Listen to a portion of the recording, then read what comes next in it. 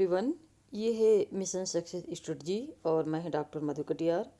Previous years paper revision श्रृंखला में आज हम राजनीति विज्ञान UGC NTA NET solve paper वर्ष 2015 दिसंबर के थर्ड पेपर का हम सॉल्व करेंगे। और यूजीसी नेट पेपर से कई बार सभी परीक्षाओं के प्रश्न हूबहू ऐसे ही पूछ लिए जाते हैं। राजकीय प्रवक्ता परीक्षा, टीजीटी पीजीटी परीक्षा, डिग्री कॉलेज परीक्षा, इन सब के लिए अत्यंत उपयोगी है और यूजीसी नेट परीक्षा के लिए भी ये अत्यंत महत्वपूर्ण है। तो आइए देखते हैं यूजीसी नेट दिसंबर वर्ष 2015 के तृतीय प्रश्न पत्र को हल करते हैं। पहला प्रश्न है, निम्नलिखित में से कौन राजनीतिक सिद्धांत के पतन को विनिर्दिष्ट करता है? तो इसमें डेविड स्टोन, अल्फ्रेड कोबन, लाइप्सेट और रॉबर्ट डहेल जैसे विद्वान जो है राजनीतिक सिद्धांत के पतन से संबंधित हैं। डेविड स्टोन तथा अल्फ्रेड कोबन जैसे विद्वानों ने राजनीतिक सिद्धांत के ह्रास के कारणों की विस्तार से विवेचना की है। पीटर तथा लेस्लेट ने इसके निधन की भी घोषणा की थी। कोबन का कहना है कि समकालीन समाज में न तो पूंजीवादी प्रणालियों में और न ही साम्यवादी प्रणालियों में राजनीतिक सिद्धांत की कोई प्रासंगिकता रह गई। तो इस प्रकार विकल्प हमारा डी बिल्कुल सही है। डेविड स्टोन, अल्फ्रेड कोबन, लेस्लेट और रॉबर्ट डहेल। राजनीतिक सिद्धांत के बारे में निम्नलिखित में से कौन सा कथन सही है? यह वैज्ञानिकता को स्वीकार करता है और मानकवाद का खंडन करता है। यह राजनीतिक दर्शन और राजनीतिक परिघटना की वैधानिकता जांच को संयोजित करता है। यह संरचनात्मक और संस्थात्मक होता है और राजनीतिक संस्थाओं और संगठनों के तर्क और आधार का परीक्षण करता है। राजनीतिक सिद्धांत दार्शनिक या वैज्ञानिक नियामक तथा अनुभूत मूलक मूल्यांकन परक तथा व्याख्यात्मक, ऐतिहासिक तथा विश्लेषणात्मक है। तो इसमें विकल्प 4 बिल्कुल सही है और बाकी तीनों कथन गलत हैं।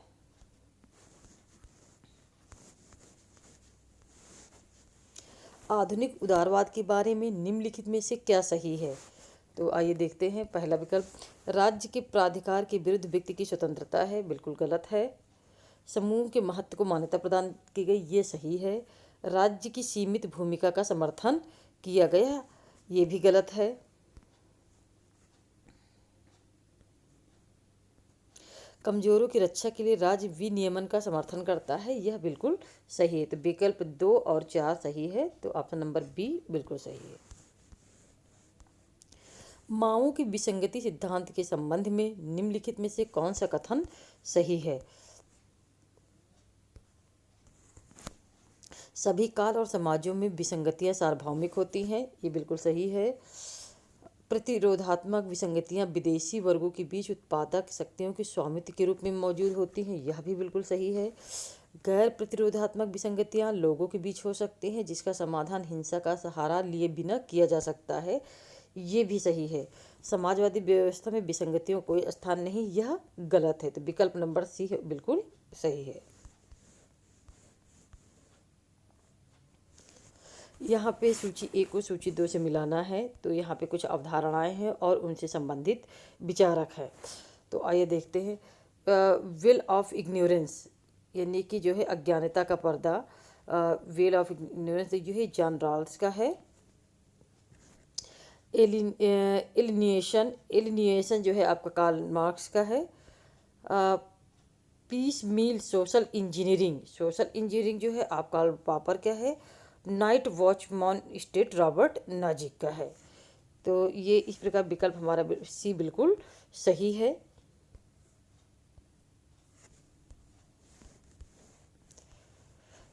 सूची 1 को सूची 2 से मिलाना है। इसमें जो है कुछ विचारक है, विचारों से संबंधित जो है सिद्धांतों के बारे में दिया गया है। आइए देखते हैं।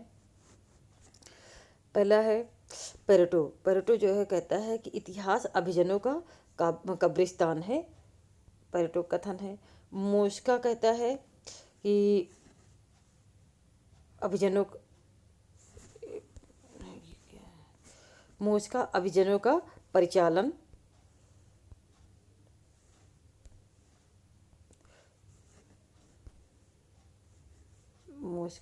परिचालन पेरेटो इतिहास अभिजनों का कब्रिस्तान है। मिशेल्स अल्पतंत्र का कठोर कानून और गैजेट जो है आम जनता का सिद्धांत। इस प्रकार विकल्प बी बिल्कुल सही है।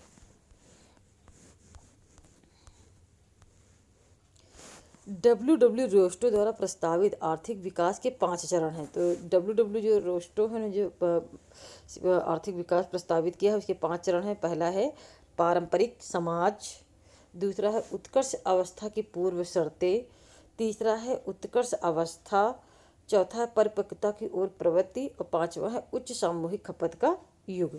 तो विकल्प सी आपका बिल्कुल सही है। नीचे दो कथन दिए गए हैं, एक को अभिकथन ए और दूसरे को तर्क आर कहा गया है। नीचे दिए गए गुटों में से सही उत्तर चुनिए।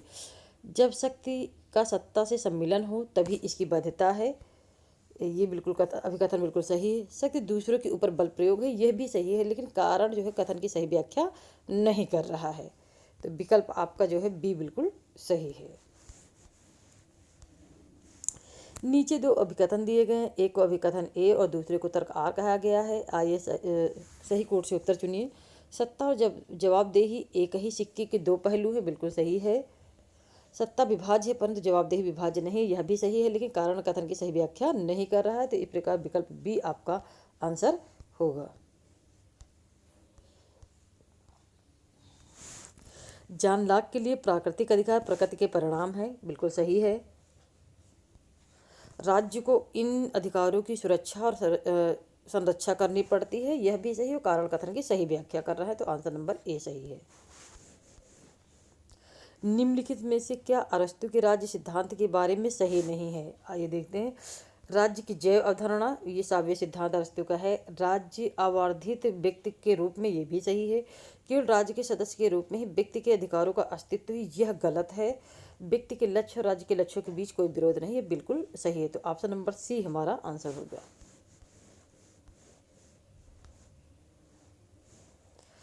मैकियावेली को प्रथम आधुनिक राजनीतिक विचारक माना जाता है, क्योंकि मैकियावेली ने राजनीति से नीतिशास्त्र और धर्म को अलग किया था, इसलिए मैकियावेली को प्रथम आधुनिक राजनीतिक विचारक माना जाता है।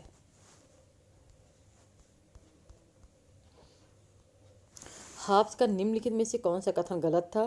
प्राकृतिक अवस्था राजनीतिपूर्व और समाजपूर्व की अवस्था थी, यह बिल्कुल सही है। सार्वभौम संविदा का एक पक्षकार था, नहीं, शासक इसमें जो है संविदा का पक्षकार नहीं था, तो विकल्प भी गलत है। मानव स्वभाव में अर्जनशील प्रवृत्ति, स्वत्वबोधक प्रवृत्ति और ख्याति प्राप्ति के लिए प्यार मुख्य रूप से पाए जाते हैं, यह भी बिल्कुल सही है। प्राकृतिक अवस्था मनुष्य एकाकी, बुरा, निर्दयी और अल्पायु था, यह भी सही है। तो विकल्प नंबर बी आपका आंसर है।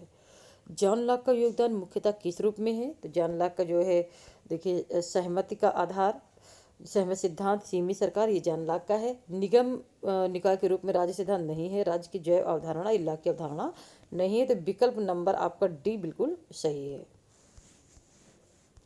किसने कहा मनुष्य को सोचने के पूर्व खाना चाहिए, खाने के लिए उसे उत्पादन करना होगा, उत्पादन एक मूल कार्य कलाप है? तो यह उपयुक्त जो कथन है ये कार्ल मार्क्स का है।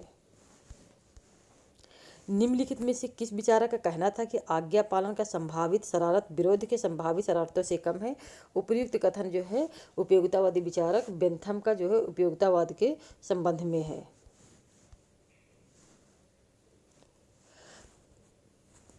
पदार्थ गति की अवस्था से है। पदार्थ में पर्यावरण के दबाव के कारण गति होती है। रूपांतरण का नियम परिमाणात्मक और गुणात्मक दोनों होता है। पदार्थ के विरोध में निरंतर और अनंत है। तो उपयुक्त में से कौन सा है? तो जो रूपांतरण का जो संबंध है, रूपांतरण का जो निबंध है, परिमाणात्मक और गुणात्मक दोनों होता है, ये गलत है। बाकी तीनों कथन आपके बिल्कुल सही हैं। जीएस मिल के संबंध में निम्नलिखित में से कौन सा कथन सही है? राज्य का सीमित कार्यों में अपने को संलग्न करना उचित है, यह कथन बिल्कुल गलत है। कल्याण संबंधी नीतियाँ ज़्यादा महत्वपूर्ण, ये भी गलत है। स्व संबंधी कार्यों में राज्य का हस्तक्षेप, ये भी गलत है। दूसरों से संबंधित कार्यों में राज्यों का हस्तक्षेप, ये बिल्कुल सही है। मिल ने कार्य की स्वतंत्रता के दो रूप बताए थे, पहला स्वसंबंधी कार्य, दूसरा परसंबंधी कार्य। स्वसंबंधी कार्य में व्यक्ति के वे कार्य हैं जिन कार्यों से अन्य व्यक्ति प्रभावित नहीं होते हैं, इसलिए राज्य को इसमें प्रतिबंध लगाने का कोई अधिकार नहीं। परसंबंधी कार्य वे होते हैं जिन कार्यों का प्रभाव समाज के दूसरे व्यक्तियों पर पड़ता है, यदि व्यक्ति के कार्यों का दुष्प्रभाव दूसरे व्यक्तियों पर पड़ता है तो राज्य उन पर प्रतिबंध लगा सकता है। गांधी जी की सर्वोदय की अवधारणा के संबंध में निम्नलिखित में से क्या सही है? तो लिखते ज़्यादा से ज़्यादा लोगों का कल्याण, ये बहुमत दल की सरकार, अल्पसंख्यकों की सुरक्षा, समाज के सभी वर्गों का कल्याण। तो इसमें जो है पहला, दूसरा और तीसरा बिल्कुल गलत है और चौथा बिल्कुल सही, समाज के सभी वर्गों का कल्याण सर्वोदय की अवधारणा है। गांधी जी ने सर्वोदय के आदर्श पर विशेष बल दिया है, जिसका अर्थ है सबका उत्थान। मैग्ना कार्टा, गौरवपूर्ण क्रांति तथा जॉन लॉक की रचनाएं आदि सब ने ग्रेट ब्रिटेन को मजबूत बनाने में योगदान दिया। तो क्या मजबूत बनाए? तो वहाँ पर उन्होंने संसदीय लोकतंत्र को मजबूत बनाया है। अब अगला क्वेश्चन है कंपैरेटिव पॉलिटिक्स से, निम्नलिखित में से कौन सा कथन सही नहीं है? अमेरिका की प्रतिनिधि सभा ब्रिटेन के हाउस ऑफ कॉमन्स की तुलना में कमजोर है, ये बिल्कुल सही है। प्रतिनिधि सभा सीनेट की तुलना में कमजोर है, ये भी सही है। अमेरिकी कार्यपालिका अमेरिकी विधानमंडल लेजिस्लेचर के प्रति जिम्मेदार नहीं, यह भी सही है। प्रतिनिधि सभा का अमेरिकी सीनेट से अधिक महत्व, ये गलत है, क्योंकि वहाँ अमेरिका में सीनेट का महत्व प्रतिनिधि सभा से ज़्यादा है। निम्नलिखित में से कौन सा कथन सही नहीं है? स्विट्जरलैंड का फेडरल लेजिस्लेचर द्विसदनात्मक है, यह कथन सही है। इसमें निम्न सदन को नेशनल काउंसिल कहा जाता है, यह भी सही है। इसमें उच्च सदन को काउंसिल ऑफ स्टेट कहा जाता है, यह भी सही है। मतदाताओं तथा उम्मीदवार की योग्यता का निर्धारण नेशनल काउंसिल करती है, यह गलत है। निम्नलिखित में से कौन यूनाइटेड किंगडम की न्यायपालिका की विशेषता नहीं है? यह सामान्य कानून परंपरा पर आधारित है, बिल्कुल सही है। स्कॉटलैंड के न्यायगमन से पारंपरिक रूप में न्यायपालिका की संभावना बढ़ जाती है, यह भी सही है। वेल्स के न्यायगमन से पारंपरिक रूप से न्यायपालिका की संभावना बढ़ जाती है, यह भी सही है। उच्चतम न्यायालय के न्यायाधीशों की नियुक्ति हाउस ऑफ कॉमन्स की सिफारिशों के आधार पर सम्राट द्वारा की जाती है, यह बिल्कुल गलत है।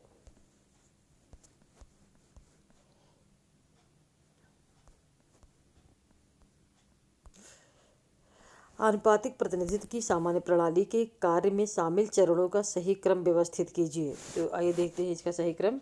तो सबसे पहले होता है प्रत्येक दल उतनी ही संख्या वाली सूची प्रस्तुत करती है जितनी सीटों पर चुनाव लड़ा जाना है, ये नंबर 1 हो गया। और सूचियां अनावृत तथा संवृत हो सकती है। अनावृत सूचियों में व्यक्तिगत उम्मीदवारों को अधिमानों को मतों की इंगित करने तथा व्यक्तिगत उम्मीदवारों को मतदान की अनुमति दी जाती है। नंबर 2, अवशेष अथवा बाकी मतों को उम्मीदवारों में बांट दिया जाता है। नंबर 3, और सबसे अंत में उम्मीदवारों को उन्हें प्राप्त मतों के क्रम में व्यवस्थित किया जाता है। नंबर 4। तो इस प्रकार विकल्प नंबर सी आपका बिल्कुल सही है। निम्नलिखित में से किस देश ने बहुत पहले 1766 में ही समाचार पत्रों के स्वतंत्रता अधिनियम कानून को सबसे पहले अधिनियमित किया था? तो सबसे पहले जो है स्वीडन में जो है 1766 में समाचार पत्रों की स्वतंत्रता अधिनियमित की गई थी। लिंग बजट के बारे में निम्नलिखित में से कौन सा कथन सही? यह एक पृथक बजट है, गलत है ये। यह आम बजट के साथ पारित होता है, यह भी गलत है। इसका उद्देश्य लिंग वचनबद्धता को बजट वचनबद्धता में परिणत करना होता है, यह बिल्कुल सही है। इसमें शिक्षा, स्वास्थ्य, रोजगार आदि के क्षेत्र में महिलाओं की आवश्यकताओं पर ध्यान दिया जाता है, यह भी सही है। तो विकल्प नंबर डी आपका बिल्कुल सही है। राजनीतिक संस्थान में शामिल है। तो राजनीतिक संस्थान में क्या क्या शामिल है? राजनीतिक लामबंदी, राजनीतिक समेकन और राजनीतिक प्रतिनिधित्व, ये तीनों जो राजनीतिक संस्थान में शामिल, लेकिन राजनीतिक अपखंडन जो है राजनीतिक संस्थान में शामिल नहीं होता है। आलमंड तथा बर्मा की नागरिक संस्कृति अध्ययन में किन किन देशों को आधार बनाया गया? तो आलमंड और बर्मा ने जो नागरिक संस्कृति के विषय में अध्ययन किया गया था वो उन्होंने किया था मैक्सिको, जर्मनी, इटली, यूएसए और यूके। उन्होंने Mexico, Germany, Italy, USA, UK को आधार बनाया था। तो विकल्प नंबर आपका सी बिल्कुल सही है। आलमंड तथा वर्बा के अध्ययन नागरिक संस्कृति के अनुसार तीन प्रकार के राजनीतिक सिद्धांत किया। तो तीन प्रकार के जो राजनीतिक सिद्धांत थे, सीमित, प्रजा और भागीदार।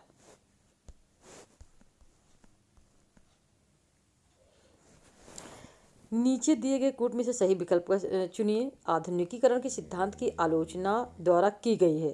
तो देखिए किन सिद्धांतों द्वारा जो आधुनिकीकरण के सिद्धांत की आलोचना की गई, देखते हैं। पहला है निर्भरता का सिद्धांत, दूसरा अविकासवाद का सिद्धांत और तीसरा विश्व व्यवस्था सिद्धांत। इसके द्वारा जो है आधुनिकीकरण की आलोचना की गई, जबकि उदारवादी सिद्धांत के द्वारा जो है आधुनिकीकरण के सिद्धांत की आलोचना नहीं की गई है। अगला क्वेश्चन जो है इंडियन कॉन्स्टिट्यूशन से है। यहाँ पे कुछ आपके चार्टर एक्ट दिए हुए हैं, उनका जो है मिलान करना है। 1813 का चार्टर एक्ट, यहाँ पे जो है इसके द्वारा हुआ था कि ईस्ट इंडिया कंपनी के व्यापार एकाधिकार को समाप्त किया गया था। 1833 का charter act, east India company के व्यापार एकाधिकार की पूर्ण समाप्ति की गई थी। The government of India act, इसके तहत secretary of state for India की नियुक्ति की गई थी। और गवर्नमेंट ऑफ इंडिया 1909 के एक्ट से पृथक निर्वाचक मंडल की व्यवस्था की गई थी। तो विकल्प नंबर आपका बी बिल्कुल सही है।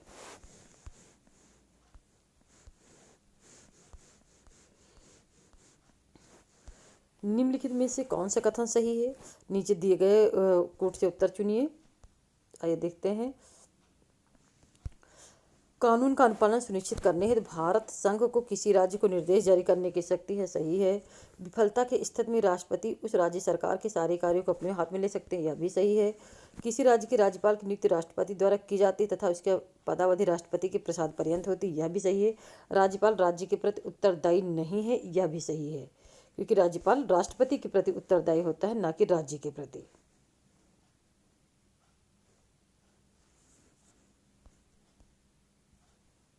निम्नलिखित में से किसे भारतीय संघ में तनाव वाले क्षेत्र के रूप में पहचान नहीं की गई है? तो आइए देखते हैं। अंतर्राज्य परिषद ऐसा है जो कि उसमें तनाव का कारण नहीं होता, जबकि अनुच्छेद 356, राज्यपाल की भूमिका, केंद्र राज्य वित्तीय संबंध, ये सब केंद्र राज्यों के जो है डिस्प्यूट वाले क्षेत्र माने जाते हैं।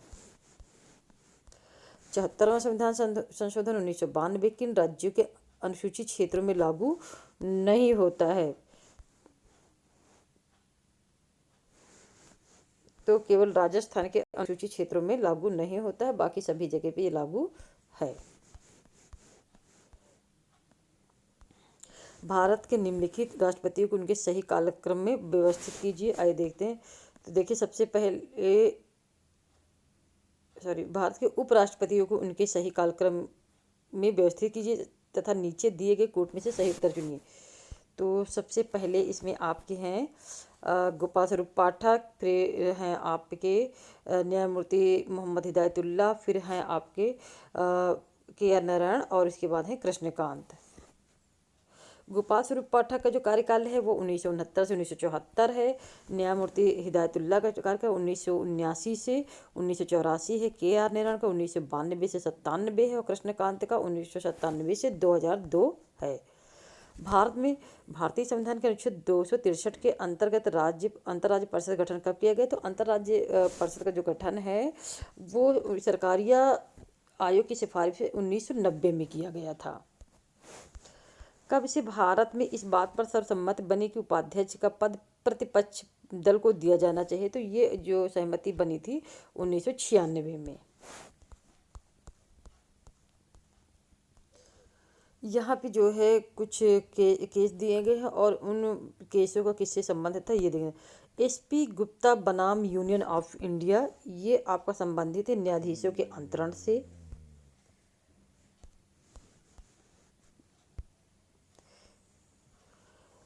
SC मेहता बनाम यूनियन ऑफ इंडिया, ये आपका है ताज प्रदूषण से संबंधित। और केशवानंद भारती मूलभूत ढांचा, कॉमन काज ये है ये पेट्रोल पंप का आवंटन, ये इससे संबंधित है। निम्नलिखित में से कौन एक अधिनियम भारतीय संविधान की धारा 34 के अंतर्गत बनाया गया था? तो आइए देखते हैं। तो जो 1934 के अंतर्गत बनाया गया था तो दी armed forces special power act बनाया गया था। निम्नलिखित में से कौन 73वें संविधान संशोधन अधिनियम 1992 के अनिवार्य प्रावधान है? आइए देखते हैं। पहला, मध्यवर्ती स्तर पंचायतों के अध्यक्ष के पद का अप्रत्यक्ष चुनाव, ये बिल्कुल सही है। और महिलाओं के लिए 1/3 स्थानों का आरक्षण, ये भी सही। पिछड़े वर्गों के लिए सीटों का आरक्षण ये नहीं था, लेकिन राज्य वित्त आयोग का गठन, ये बिल्कुल सही है। तो विकल्प नंबर आपका सी सही है। निम्नलिखित में से कौन सा कथन सही नहीं है? तो आइए देखते हैं। भारत ने भ्रष्टाचार के खिलाफ संयुक्त राष्ट्र संघ के सम्मेलन में हस्ताक्षर किए हैं, यह बिल्कुल सही है। पारदर्शिता अंतर्राष्ट्रीय सूचकांक के अनुसार 178 देशों में भारत का स्थान 95 है। तो यह जो वर्ष 2015 का जो है प्रश्न पत्र है, तो उस समय भारत के जो स्थान 95 था। लोकपाल तथा लोकायुक्त विधेयक को संसद में पहली बार 1986 में प्रस्तुत किया गया। तो ये गलत है, क्योंकि लोकपाल और लोकायुक्त विधेयक 86 में नहीं बल्कि 68 में प्रस्तुत किया गया था। केंद्रीय सतर्कता आयोग की स्थापना संस्थानम समिति की सिफारिश भी की गई, यह भी बिल्कुल सही है।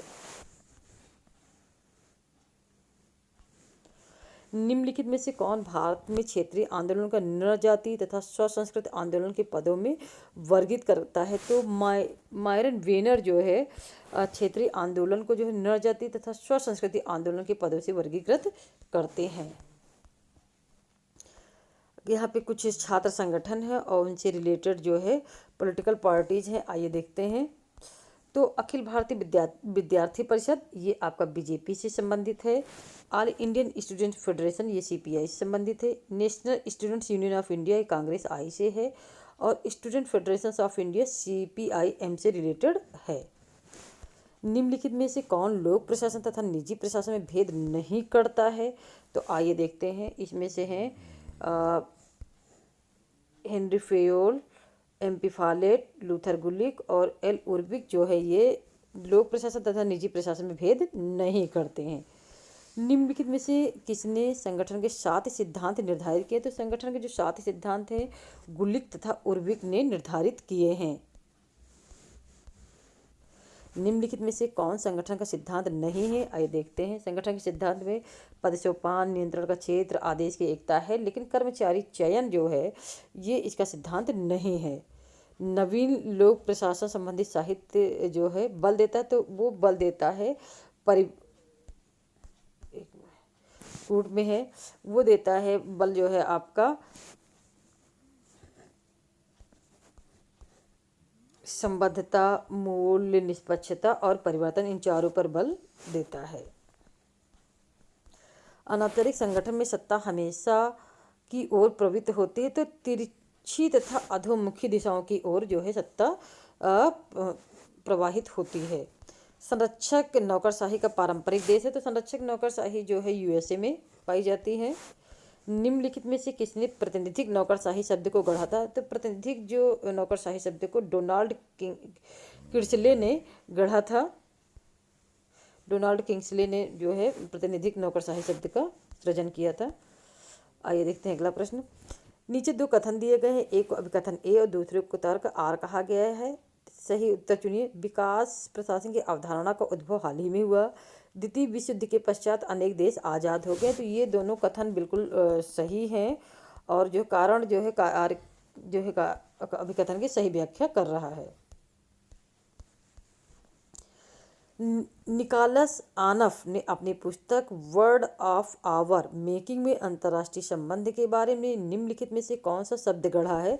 तो उन्होंने जो है रचनावाद शब्द का सृजन किया है। निम्नलिखित में से कौन लोकतांत्रिक शांति सिद्धांत से संबद्ध है? तो इसमें जो है माइकल डायल जो है लोकतांत्रिक शांति सिद्धांत से संबद्ध हैं। किस वैश्विक नेता ने द्वितीय विश्व युद्ध के पश्चात विकास की विशेष अवधारणा प्रस्तुत की? तो हेनरी ट्रूमैन ने जो विकास की विशेष अवधारणा को प्रस्तुत किया था। निम्नलिखित में से कौन सा विश्व व्यापार संगठन के संबंध में सही नहीं है? यह विश्व व्यापार संगठन WTO के व्यापार समझौते का संचालन करता है, बिल्कुल सही है। यह व्यापार वार्ताओं के लिए एक मंच का कार्य करता है, यह भी सही। यह राष्ट्रीय व्यापार नीतियों की निगरानी करता है, यह भी सही है। यह विकासशील तथा विकसित देशों के लिए तकनीकी सहायता और प्रशिक्षण की पूर्ति करता है, यह गलत है। निम्नलिखित में से कौन सा देश अव्यक्त परमाणु क्षमता का उदाहरण है? तो जापान जो है अव्यक्त परमाणु क्षमता का उदाहरण है। मार्शल प्लान 1947 को अनौपचारिक रूप में जाना जाता है। जो मार्शल प्लान है वो यूरोपीय संविधान कार्यक्रम यानी यूरोपियन रिकवरी प्रोग्राम के रूप में जाना जाता है।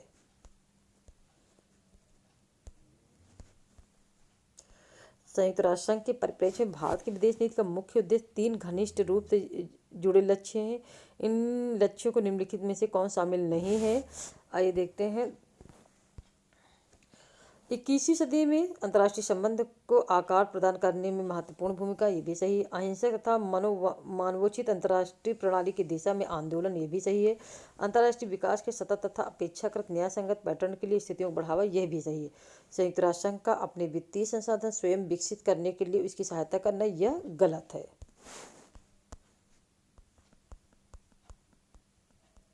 निम्नलिखित में से कौन पंचशील का सिद्धांत 1955 में शामिल नहीं है? देखिए इसमें एक दूसरे के क्षेत्रीय अखंडता तथा संप्रभुता के लिए पारस्परिक सम्मान सम्मिलित है। परमाणु हथियारों का विकास नहीं करना, ये सम्मिलित नहीं है।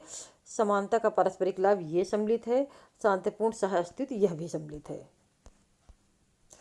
जो पंचशील सिद्धांत है उसके अंतर्गत 2 और तथ्य सम्मिलित है। एक तो अनाक्रमण और दूसरा है एक दूसरे के आंतरिक मामलों में हस्तक्षेप न करना। भूमंडलीकरण की नवोदित शक्तियों की जड़ों का वर्ष 1980 के दशक के उत्तरार्ध तथा 1990 के दशक के पूर्वार्ध में विशिष्ट आर्थिक तथा राजनीतिक विकास में पता लगाया था। इस श्रेणी में निम्नलिखित में से कौन शामिल नहीं है?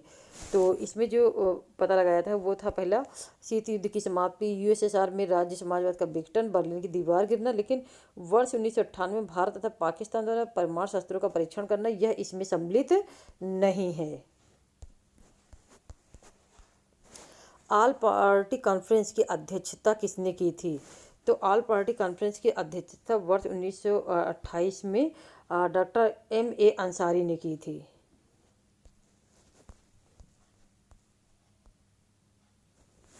यहाँ पे कुछ आंदोलन है और उन आंदोलनों से संबंधित जो है नेता दिए हुए हैं। तो सबसे पहले देखिए इसमें है चिपको आंदोलन। तो चिपको आंदोलन जो है आपका सुंदरलाल बहुगुणा से संबंधित है। और नर्मदा बचाओ मेधा पाटेकर से। सूचना का अधिकार अरुणा राय। तेलंगाना जो है के चंद्रशेखर राव। तो विकल्प नंबर बी बिल्कुल सही है। राज्य तथा प्रभावी जाति दर्शाने वाले निम्नलिखित में से कौन सा युग सही नहीं है? तो आइए देखते हैं। देखिए पंजाब में जाट और सिख हैं, राजस्थान में राजपूत हैं, कर्नाटक में लिंगायत हैं, लेकिन केरल में वेलमा, ये सही नहीं है। यहाँ पे सूची 1 को सूची 2 से मिलाना है। आइए देखते हैं। Selig G Harrison, India the most dangerous decades, Rudolph and Rudolph, इनकी रचना है। In pursuit of Lakshmi, the political economy of the Indian state, Franklin Frankel, green revolution in India, Myron वीरन, इंडियन पैराडॉक्स, ये जो है इनकी कृतियाँ हैं। निम्नलिखित में से कौन सा सही है? तो रॉबर्ट मिशेल, अल्पतंत्र का कठोर कानून, यह बिल्कुल सही है। यहाँ पे जो है कुछ लेखक हैं और लेखकों के जो है रचनाएं हैं। तो सूची 1 को सूची 2 से मिलाना है। आइए देखते हैं। गेन बेंटन की जो रचना है anatomy of a revolution, Ted गर की व्हाई मैन रिबेल, चार्ल्स टिल्ली जो है यूरोप इन रिवोल्यूशन, और थेडा स्कालपाल स्टेट एंड रिवोल्यूशंस। किसने जो है कचरा टोकरी मॉडल का विकास किया था? तो कचरा टोकरी जो मॉडल का विकास है वो माइकल डी कोहन, जेम्स जी मार्च, जोहान पी ओलसेन ने किया था, जबकि पीटर ड्रकर इससे संबंधित नहीं है।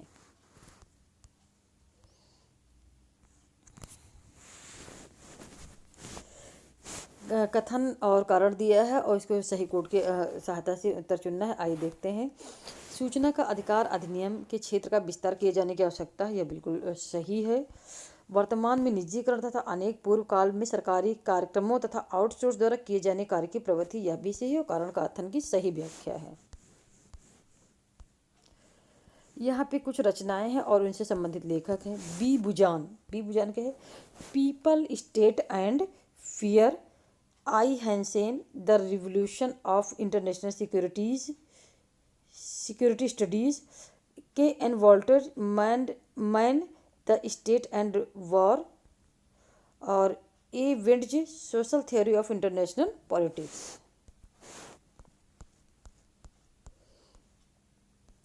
सूची ए को सूची 2 से मिलाना है। प्रतिबल रणनीति यानी काउंटर फोर्स स्ट्रेटजी, ये क्या है? परमाणु नीति का वह प्रकार जिसमें शत्रु की सैन्य एवं परमाणु क्षमता को लक्ष्य बनाया जाता है। और प्रतिप्रसार यानी परमाणु अस्त्र कार्यक्रम तथा परमाणु प्रसार को अवरुद्ध करने, धीरे धीरे अथवा वापस लेने के लिए विरुद्ध किए जाने वाले अनेक प्रकार के प्रयासों को वर्णन के हेतु प्रयुक्त शब्द है। प्रतिबंधवाद क्या है? यानी काउंटर रिस्ट्रक्शनिस्ट क्या है? अंतर्राष्ट्रीय वकील जिनका तर्क है संयुक्त राष्ट्र चार्टर कानून तथा प्रचलित अंतर्राष्ट्रीय कानून दोनों में मानवीय हस्तक्षेप का विधिक अधिकार है। प्रतिमूल्य रणनीति क्या है? परमाणु नीति का वह प्रकार जो औद्योगिक आस्तियों तथा बड़ी आबादी वाली शहरों की शत्रु की उन आस्तियों के लिए खतरा उत्पन्न करता है जो उनके लिए बहुमूल्य है। नरम शक्ति यानी सॉफ्ट पावर शब्द को गढ़ने के लिए किसे श्रेय दिया जाता है? तो जोसेफ नाई ने जो है सॉफ्ट पावर शब्द को गढ़ा था। के जे हॉलिस्टिक के अनुसार निम्नलिखित में से कौन समकालीन राज्य प्रणाली की विशेषता नहीं है? तो आइए देखते हैं। राज्यों की संख्या तथा प्रकार में वृद्धि ये है। उन राज्यों की द्वारा विध्वंस की बड़ी क्षमता के लिए जिनके पास परमाणु हथियार तथा आधुनिक वितरण प्रणाली है, यह भी सही है। प्रभाव के आधिपत्य स्थिति जिसे 3 अनिवार्यतः गैर यूरोपीय देशों रूस, चीन और संयुक्त राज्य अमेरिका ने हासिल की, यह भी सही। ऐसे अनेक राज्य जो राजनीतिक तथा आर्थिक संधियों में शामिल होने के लिए उत्सुक है, यह बिल्कुल गलत है। ये समकालीन राज्य प्रणाली की विशेषता नहीं है। और यहाँ पे एक सूची ए को सूची 2 से मिलाना है। आइए देखते हैं। OSCE ये यूरो अटलांटिक से रिलेटेड है। V4 यूरोप से रिलेटेड है। BSEC यूरेशिया से रिलेटेड है। नाफ्टा उत्तरी अमेरिका से रिलेटेड है। मार्च 2015 सऊदी अरब ने किस देश में सैन्य हस्तक्षेप किया था? तो सऊदी अरब ने जो मार्च 2015 में यमन में हस्तक्षेप किया था। और इस वीडियो का अंतिम प्रश्न आइए देखते हैं। निम्नलिखित में से कौन अमेरिकी राज्यों के संगठन का अंग है? तो ये इसके अंग है अंतर अमेरिकी सम्मेलन, विदेश मंत्रियों के विचार विमर्श संधि और परिषद। ये जो है अमेरिकी राज्यों के संगठन के अंग हैं। और इसी के साथ ये वीडियो समाप्त होता है। साथियों, ये वीडियो कैसा लगा हमें ज़रूर बताइए और वीडियो को लाइक कीजिए, सब्सक्राइब कीजिए, वीडियो और चैनल को सब्सक्राइब कीजिए और शेयर कीजिए। धन्यवाद।